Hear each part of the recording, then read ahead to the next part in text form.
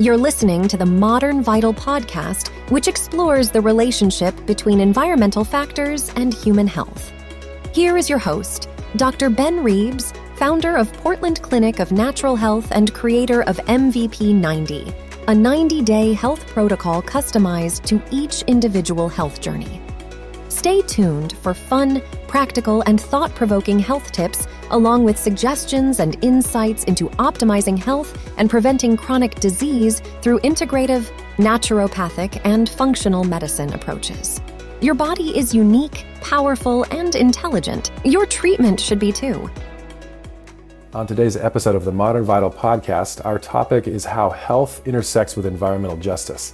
And today's special return guest is Dr. Cyndi Gilbert, naturopathic doctor in Toronto, Canada, and faculty member at Canadian College of Naturopathic Medicine. Prior to becoming a doctor, Cyndi worked for several environmental NGOs. They also develop, coordinate, and deliver anti-racism, anti-oppression curriculum and policies to naturopathic schools, private clinics, and nonprofits. And they are co-founder of Heal All Consulting, providing care to those who are all too often stigmatized or ignored in wellness circles. Dr. Gilbert has a primary clinical focus working with LGBTQ2SIA plus and racialized communities, people who use drugs, are homeless, living with disabilities, etc. And they advocate for a collaborative, anti-oppressive, and harm reduction approach that centers patients' voices and experiences. Welcome back to the show, Dr. Gilbert. Thanks, Dr. Ben. It's great to be back. It's so good to have you, and I feel like this topic is so important. It's near and dear to my heart, and I think of this initial or original teaching we learn in naturopathic medicine about the healing power of nature, basically. And we never really talk about nature as being that important. We talk about what can it do for me, how can it heal me, or how can it heal my patients when it's a relationship. And I feel like we're reminded by all of these indigenous cultures about this relationship, how we are a strand in the web of life, not just the web itself. Anyway, I'd love to hear your thoughts about that. Yeah, I mean, I think it ties nicely into our last conversation on forest bathing and how that relates to the healing of power of nature and our relationship to land and, where we are. So I know you mentioned I'm talking to you from Toronto, Canada, but, we could alternately, I could also talk about how I and my family are a settler to this land. My family came over around the turn of last century and landed here. I'm on Treaty 13 land, which is another way of talking about it. I could also share that I'm currently, talking to you from the land of and territories of the Mississaugas of the Credit.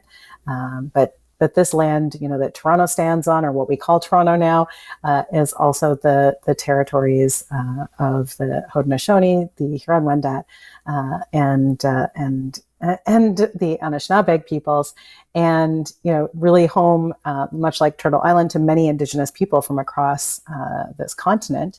And when we talk about that healing power of nature, you're so right. We often talk about it as this unidirectional, what can nature do for me, as opposed to what can I give back, or even separating us as humans from nature in that kind of framing. And really, it takes away from so much of how both how important that relationship is, how many people have been dispossessed from their land over generations, and how that has impacted their health and continues to impact through intergenerational trauma and resilience, and how we can work towards reconciliation on an individual level or on a professional level, and how that work translates into what we're doing as naturopathic doctors with our patients. And I think that's the exciting thing for me about all of this, is that as much as I can say I'm doing anti-oppressive naturopathic care, what does that actually look like, right? And I think that's the in part one of the difficulties, because our medicine is often founded on appropriation of Indigenous health knowledge, both from here in North America or Turtle Island, as well as from lots of other Indigenous cultures around the world. And how those have meshed together into what we now call naturopathic medicine, or some people generally are just refer to as like health and wellness industry here, and how that has played out by distancing or not acknowledging those connections, that history, and how we work to rethink our relationship to our own practices, I think is so critical and really quite exciting, because there's it's kind of a new way of being, a new way of thinking about how we think about health even, and on the more like positive patient side, it's a way of building up and taking those patient stories, their experiences, and really acknowledging, validating, and then building on strengths, resiliency, acknowledgement, and reconciliation, and undoing harm. And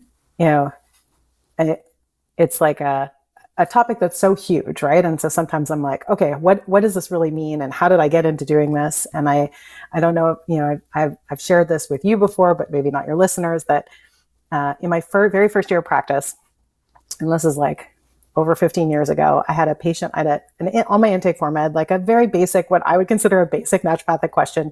What are the barriers? What's stopping you from achieving your health goals? What are those barriers that you see? And I had a patient in my first year who wrote down racism and homophobia. And it's not that I didn't know that those obviously have an impact on health, right? Like, I think as naturopathic doctors, we're really attuned to the sense of how stress impacts our bodies, not just our emotional health, but our physical health and our psychological health, and how that can, apply in situations of chronic illness, in terms of you name it, whether it's high blood pressure or autoimmune conditions, it doesn't really matter. It can manifest in different ways.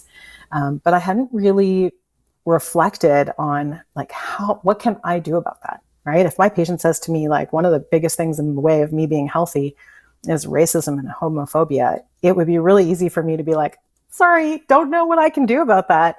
And instead, I think I saw it as an opportunity. Like, what can I do both on that individual level to kind of invite more conversation into what that might look like, to ask questions and be curious, to not make assumptions about what that might mean, but also what can I do as a physician or a naturopathic doctor in society at large, within the healthcare world. It's partly why I founded Heal All Consulting, so that I can kind of use some of the research that I've done with some colleagues and help to translate that into more education for other MDs around things like inclusive language, or just rethinking how we talk about risk factors that are related to identity. But there's it's so critical that we don't ignore what's, just because something's hard to talk about, or we're not sure about it, or it doesn't necessarily apply to us, or we don't consider ourselves having the same lived experiences as some of our patients, that we acknowledge that and then kind of move towards what we can do.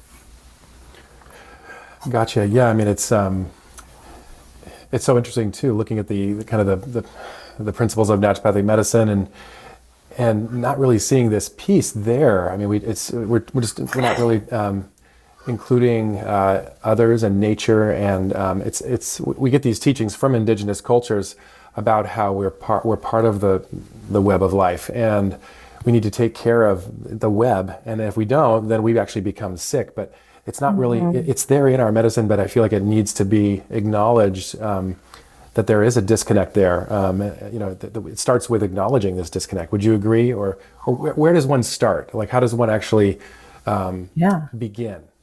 I mean, I think part of it is even thinking, about that disconnect. I think is it's a lot easier to see if you're using natural health products that have a more direct connection to where they come from.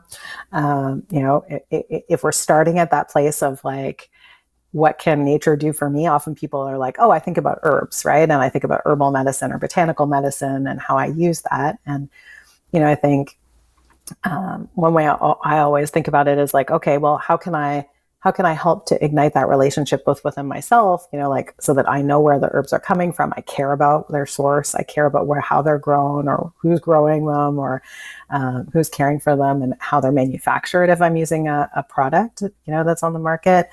But also, in building that relationship on a one-to-one level. So, I'm often like pulling up pictures of plants that I think would be appropriate for a patient to be like, hey, this is what it looks like. So that it's not just I'm taking a tincture or even a dried tea, but like, here's what the plant looks like when it's in its like living form. And, maybe even you want to like get to know it a little bit better if you can. And so I think like there's some simple ways of kind of bridging that gap, is just thinking about that sourcing, is something endangered? Is it an endangered species? What's how is it being collected? How are things being manufactured that we're using? Or, the same thing we can talk about with food, or, where we choose to exercise or move our bodies in different ways, and what those relationships are.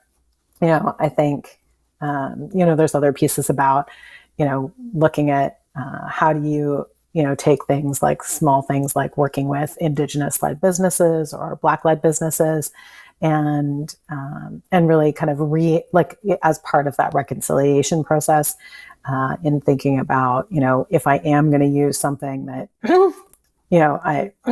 that has like a traditional Chinese medicine origin, then, because that's part of our practice of naturopathic medicine here, then what does that look like? And how am I using that? Or how do I think about that in the context of traditional Chinese philosophy of medicine as a whole system, right? As opposed to just like we think of our bodies, as naturopaths, we're often talking about, health as a whole system, like treat the whole person, another naturopathic principle.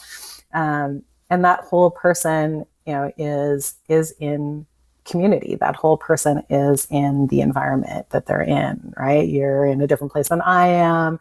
We might have a different relationship to things.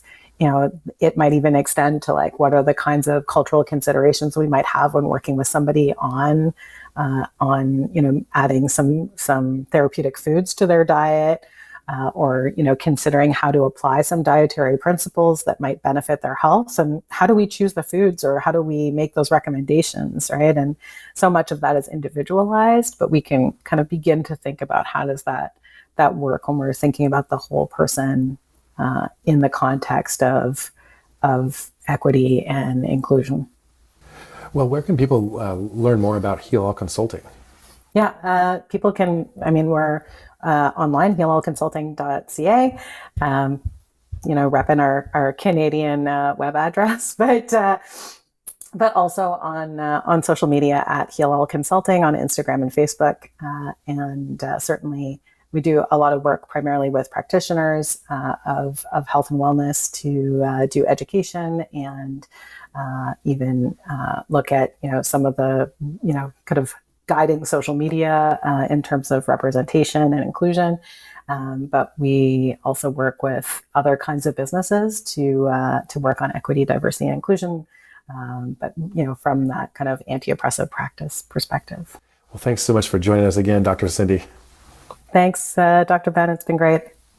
That concludes today's episode of the Modern Vital Podcast. Again, we'd love to hear from you. We value your feedback. And if you have any questions or suggestions, please reach out to me at ben@modernvital.com and leave us a review if you enjoyed this episode.